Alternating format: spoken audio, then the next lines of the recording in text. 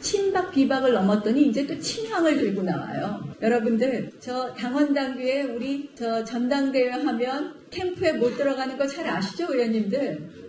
이제는 우리가 더 이상 계파 이야기 나오지 않게 과거를 넘어서 미래로 또 새로운 계파가 아니라 우리 의원님들 모두 각자가 존중되는 그런 전당대회가 되었으면 하는 그런 마음이고요. 친박 비박도 골치 아파 죽겠는데 친황이라는 얘기가 나왔다라는 지적이에요. 그러니까 황교안 전 총리가 한국당에 입당하는 날 친황 모임이 있었다. 이건 무슨 얘기입니까?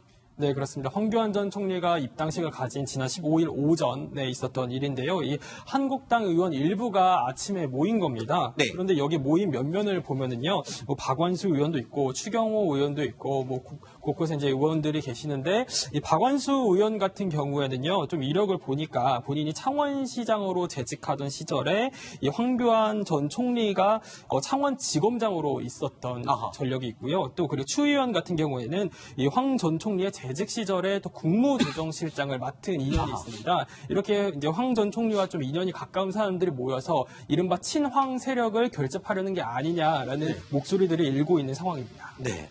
이 황 전 총리가 한국당에 입당 직후에 저희 패널들도 그런 분석을 했어요. 정치적으로 입지가 그렇게 높지는 않다, 넓지는 않다 이렇게 얘기를 했었는데 글쎄요. 입당 후에 보니까 여기저기 전화를 돌리면서 새 불리기에 나섰다. 이런 얘기도 들리고 있어요. 저는 뭐 그렇게까지 너무 확대해서 보는 건 아닌가. 그래요? 예, 그냥 뭐 일단 들어왔으니까 네. 인사하는 거죠. 인사차 전화 돌린 거다? 네, 인사차 하는 거고. 저 친황 모임이라는 것도 그렇게 참가한 국회의원들이 뭐 큰 비중이 있거나 조직을 세력을 갖고 있는 의원들이거나 그런 게 아니고 평소에 이제 친분이 있던 몇 명 모인 정도기 때문에 이렇게 친황이다, 뭐 본격적으로 세불리게 나섰다 이렇게 보기에는 아직은 빠른 것 같고 지금 보면 친박이든 비박이든 이제 황교안 전 총리에 대해서 일정하게 비판적인 얘기들이 나오고 있거든요. 친박 내에서도 탄핵당할 때 뭐 했냐 이렇게 비판을 하고 있고 꽃가마 올라타려고 하는 거 아니냐 이런 비판이 나오고 있고 비박에서도 이 탄핵의 어떤 그러한 부분들이 다시 상징화되는 거 아니냐 이렇게 이제 비판을 하고 있는 상황이기 때문에 황 전 총리로서는 지금부터 이제 험난한 가시밭길을 걷기 시작한 거죠. 이제 코앞으로 다가온 전당대회 이야기 안 할 수가 없죠. 황 전 총리는 지속적으로 이 전당대회 출마 여부에 대해서는 조심스러운 입장이었습니다.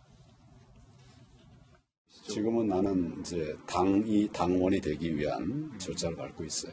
감사하고 부담스럽죠. 네. 그 우려하는 분들에게 왜 우려하냐고 물어보세요. 내가 말하였을 건 아닌 것 같습니다. 오늘 이제 입당하는 첫날입니다. 앞으로 정말 낮은 자세로 제가 함께하고 있는 자유한국당의 당원들과 또 국회의원님들 여러 말씀 국민들께서 바라는 점까지 잘 듣고 그 뜻에 어긋나지 않게 결정을 하도록 하겠습니다. 지금 어떻습니까, 홍만수 차장? 이 한국당 내에서도 지금 황 전 총리의 입당에 엇갈린 반응인데 소중한 자산이다라고 하는 여론도 있고요. 반기문 시즌2가 아니냐. 예, 일단 아무런 직함이 없는 한 명의 당원이 지금 입당하는 건데. 근데 그게 좀 크잖아요. 그래서 이 황교안 전 총리가 가지고 있는 어떤 약간 정치적인 무게감을 좀 느낄 수 있다는 이런 느낌이 들고요. 일단 여론조사에서 보수 성향 대선 주자 중에 지금 1위를 달리고 있습니다. 상당히 높은 여론 지지율을 받고 있고요. 그렇기 때문에 아마 관심이 높아지는 것 같습니다. 근데 황 전 총리에 대해서는 일단 박근혜 정부라는 거에 있어서 박근혜 대통령이 박근혜 정부를 상징하죠. 그렇지만 박근혜 대통령 빼고 그 다음에 박근혜 정부 전체를 어떤 상징하는 그런 상징성이 있기 때문에 박근혜 정부 자체가 지금 상당히 문제가 많은 어떤 적폐의 어떤 그런 대상이 되기 때문에 황 전 총리도 그런 부정적인 이미지를 조금 떠안을 수밖에 없다. 그렇기 때문에 황 전 총리의 어떤 정계 진출에 대해서는 비판적인 여론이 좀 더 많은 이런 지금 상황입니다. 그렇지만 좀 달리 보면 황 전 총리는 박근혜 정부에서 있었던 그 최순실 게이트에서 특별한 관련성이 없습니다. 그렇기 때문에 지금까지 사법 처리를 안 당한 것이겠죠. 그리고 또 한 가지는 뭐냐면 이 탄핵 과정에서 이제 대통령 권한 대행으로서 어떤 그 역할을 했느냐에 있어서 특별검사의 수사라든지 이런 측면에 있어서 그것이 어떤 공정하게 진행되도록 일정 정도 역할을 한 것 같습니다. 그리고 황 전 총리가 그 고난대행일 때 우리나라에서 그 수출 실적이라든지 그다음에 네. 경제 지표라든지 고용률이라든지 주가 같은 경우는 2,200까지 뛰었고요. 예. 상당히 좋았습니다. 네. 그래서 관리를 잘했다라는 평가가 알겠습니다. 있었는데 좀 마지막으로 한 가지 네. 제가 이제 더 말씀드리면 얼마 전에 이제 황 전 총리를 개인적으로 만났는데 네. 그래서 그때 어떻게 해서 그렇게 뭐 관리 잘했다는 얘기를 들었냐라고 하니까 그 비결이 뭐냐 이렇게 얘기하니까 얘기하기를 대통령 탄핵이 되니까 청와대가 정지되지 않습니까? 네. 그럼 청와대가 이제 기능이 없어지는 건데 네. 그렇게 되니까 이제 국무총리 이자 이제 고난대행과 장관들이 엄청 가깝게 네. 장관들이 아하. 마치 이제 청와대 비서처럼 수석처럼 소통이 이렇게, 잘 됐군요. 가깝게 하니까 아하. 국정이 엄청 빨리 이렇게 쌩쌩 잘 돌아가더라 이렇게 네. 지금 얘기를 했었습니다. 알겠습니다. 황교안 전 총리의 공과 과에 대해서 아주 종합적으로 쫙 읊어주셨는데 글쎄요. 근데 여론조사 결과를 보면요. 유승진 기자. 황 전 총리의 정계 진출에 대해서는 좀 부정적인 의견이 많아요. 네, 그렇습니다. 실제 여론조사 결과를 보니까요. 네. 지금 현재 CG를 통해서 보실 수 있는데 반대하는 목소리가 약 50%고요. 또 지지하는 목소리가 37%입니다. 즉 국민의 절반 이상이 이 황교안 전 총리의 정계 진출에 대해서 지지하지 않는다라는 의사를 표명을 한 건데 여기 표에는 나와 있지 않지만 조금 더 자세히 뜯어보면 매우 반대를 하는 사람들은 33.3%였고요. 또 매우 지지를 한다라는 사람들은 17.2%였습니다. 즉 극명하게 갈리는 세력들 중에서 또 매우 반대를 하는 사람들이 조금 더 많다라고 볼 수 있는 거죠. 그 이유인즉슨 아까도 짚어주셨지만 이 황교안 전 총리가 아무래도 박근혜 정부 시절에 또 법무부 장관을 지냈고 국무총리부터 권한대행까지 이른바 좀 촛불 정권에 맞서는 그 적폐의 어떠한 그런 이미지를 갖추고 있기 때문이 아닌가라고 분석해 볼 수 있을 것 같습니다. 네. 저 여론조사 그걸 봐야 돼요. 뭐요? 그러니까 지금 대선 나가는 게 아니라 당대표 경선 나가는 그렇죠. 거. 제일 중요한 건 뭐죠? 당원의 의사입니다. 근데 네. 지금 보시면 반대 50, 지지 37.7이에요. 근데 저 반대와 지지에는 자유한국당 지지하는 사람뿐만 아니라 더불어민주당 지지하는 사람 다 들어가 있는 거죠. 그렇죠. 어차피 더불어민주당을 지지하시는 분들은 황교안 총리의 등판을 달갑지 않게 할 겁니다. 박근혜 네. 대통령의 그림자가 있으니까.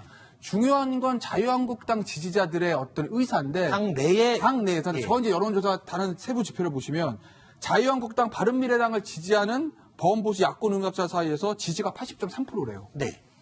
반대가 16.4%랍니다. 저게 있기 때문에 황교안 전 총리가 지금 나올 수가 있는 거죠. 물론 그렇다고 해서 이게 전당대회에 들어가서 황교안 전 총리가 뭐 당권을 잡을 거다라고 단정할 수는 없지만 어쨌든 자유한국당 지지자들 중에서는 황교안 전 총리 그게 뭐 지지한다는 얘기는 아닌데 어쨌든 지금의 등판 자체를 찬성하는 여론이 자유한국당 지지자들 중에서는 조금 훨씬 많다라는 점. 그 점은 또 우리가 좀 체크는 해야 될 것 같습니다. 알겠습니다. 이런 가운데 김진태 의원이요. 황교안 전 총리에 대해서 견제구를 던졌습니다. 들어보시죠. 이 황 총리님은 입당하신 거는 당연히 환영하지만 검증은 거쳐야 된다. 당이 어려울 때 조용히 계셨는데 갑자기 나와서 뭘 어떻게 하겠다고 하는 것에 대해서도 좀 설명을 하셔야 될 겁니다. 이제 황교안 총리도 나오는데 이것저것 따질 게 없어요. 다 나와서 자유롭게 경쟁해보고 싶습니다. 자, 좀 다른 얘기로 넘어가 보겠습니다. 노영민 대통령 비서실장과 강기정 청와대 정무수석이 최근 국회를 찾았죠. 각 당의 원내대표를 만났습니다. 그런데 나경원 자유한국당 원내대표와의 기싸움이 또 화제입니다. 또 우리 수석님께서 임명되신 다음에 또 국회를 경험하신 분들이라서 제가 빨리 되었으면 했는데 이제나 저제나 연락이 오나 했더니 연락이 안 오셔서 제가 사실은 좀 어제 우리 국회의장님 한테 좀 건의를 드렸습니다. 또 의장님께서 또 홍영표 원내대표께서 아마 말씀을 건네신 것 같고요. 뭐 이 늦게나마 다행이라는 게 여기에 표현을 쓰는 거는 적절한 표현은 아니지만 그래도 이렇게 한 걸음에 달려와 주셔서 반갑고 환영한다는 말씀을 드립니다. 말은 정중하고 얼굴은 웃고 있지만 핵심은 그겁니다. 왜 이제서야 왔냐? 예, 그렇습니다. 그 신임 대통령 비서실장에 대한 좀 기선을 좀 잡아보겠다라는 네. 이런 좀 의도가 있는 것 같고요. 보통은 이제 비서실장에 이제 그 선임이 되면 바로 이제 국회를 찾아가서 네. 국회 원내대표나 당대표에게 인사를 하는 것이 이제 관례인데 한 며칠 정도 늦어졌습니다. 그것은 중간에 문재인 대통령의 기자회견이 있었고 그다음에 이제 비서실장 인선에 따른 수석들의 인선 이런 것들이 있어서 아마 그 늦어진 것 같은데 그런 네. 것을 나경원 원내대표도 아마 모르는 바는 아니지만 농반 진반으로 그렇게 얘기한 것 같습니다. 자, 이제나 저제나 연락 언제 오시나 기다렸다라고 말한 나경원 원내대표. 가벼운 인사성 발언은 아니었습니다. 이렇게 문희상 국회의장에게까지 아닌 건 지적을 해달라 요청을 한 상황이었습니다. 역대 비서실장님은 우리 원내대표들한테도 인사를 오신 걸로 알고 있어요. 근데 인사 안 오시는 걸로 결정을 했는지 연락이 없으시나요? 오시나요? 아니, 근데 연락이 없어요. 그래서 정무수석이 먼저 연락 오시길래 제가 이게 순서가 있지 않습니까? 그래서 비서실장을 만나는 게 먼저가 아닌가 이렇게 얘기를 했는데 연락이 전혀 없으시고 또 우리 뭐 지난번에도 또 이렇게 모든 게 이렇게 좀 순서와 격식이 있어야 되는데 회장님께서 이러한 부분은 또 청와대에도 적절히 지적해 주시고요. 들어오라고 해야 될 건데 그런 것 자체가 어떻게 보면 야당을 존중하는 그런 메시지거든요. 그래서 저는 그런 거를 일부러 지금 피하시나 뭐 또는 뭐 일야당을 좀 무시하기로 하셨나 이게 한마디로 뭐 야당을 무시하는 거냐? 또 일각에서는 기선제압을 하기 위한 그런 언급이었다. 이런 분석이 있죠. 그렇습니다. 아무래도 카메라가 다 있는 상황에서 얘기를 하다 보니까 좀 이제 야당의 원내대표로서 기선제압을 하고 있다라는 시각도 있는데요. 일단 나경원 대표가 이제 지적을 하는 거는 이 역대 비서실장들은 그 원내대표단에 인사를 왔었다. 그런데 왜 아직까지도 연락이 없냐라고 또 지적을 하면서 또 그리고 또 노신임 실장이 여야 5개 정당 가운데서 이 김병준 한국당 비상대책위원장만 예방을 하고 있지 않다라는 이런 문제를 지적을 하면서 우리 한국당을 좀 패싱하려는 게 아니냐 이런 부분을 카메라 앞에서 공개적으로 대놓고 얘기를 한 겁니다. 자, 나경원 원내대표와 노영민 비서실장의 기싸움은요.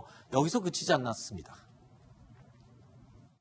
농담 삼아라기보다는 우리 주중대사 하시다가 이제 이번에 오시니까 안 그래도 한미동맹이 어려운데 이 너무 친중으로 가는 거 아닌가 하는 우려도 또 시중에 있는 건 사실입니다. 그래서 지난 17년 네. 11월 초에 네. 중국을 방문하셨었습니다. 네. 그 당시에 북핵 이기 그 해결 모색을 위한 여야 중진 의원들 모임에서 오셨었는데 그때 오셔서 청자슈엔 전 외교부장 겸 국무위원 만나서 또 많은 얘기를 나누셨었고요.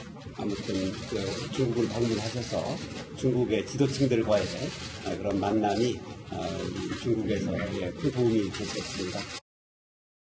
최근까지 주중대사로 있었던 노영민 신임 비서실장에게 친중으로 너무 가는 게 아니냐. 지금 한미동맹 어려운 상황에서 아주 노련하게 답변을 피해갔어요. 그렇죠? 나경원 원내대표가 약간 이제 공세를 펼쳤죠. 주중대사 네. 하다가 이제 비서실장을 맡은 거니까 한미동맹을 얘기를 하면서 너무 친중이라는 단어를 써가면서 좀 이제 공격적인 그런 말을 했는데 그에 대해서 노 실장이 부드럽게 잘 받았습니다.